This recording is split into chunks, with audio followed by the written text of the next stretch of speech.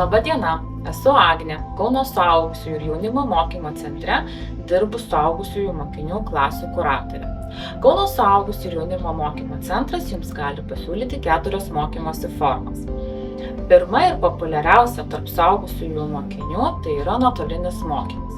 Mokyklos sukurtoje mokymosi sistemoje Moodle'as mokytojai yra sukėlę video pamokas, kurių pagalba mokiniai mokosi savarankiškai namuose ir kiekvieno mėnesio paskutinę savaitę atlieka darbus Moodle'o sistemoje. Kartą per trimestrą mokiniai privalo atvykti į mokymosi įstaigą išsilaikyti įskaitą už trimestrą.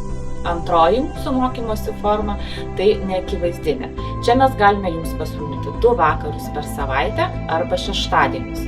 Taip pat turime kasdieninę mokymosi formą 11-12 klasių mokiniams. Pasirinkę šią mokymosi formą, mokiniai mokosi darbo dienomis pagal jiems sudarytą pamokų tvarkaraštį.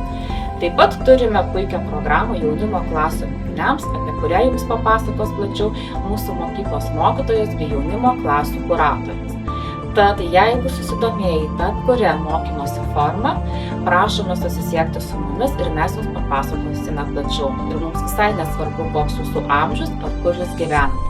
Tad kviečiame, ateikite mokytis į Kauno suaugusiųjų jaunimo mokymo centrą.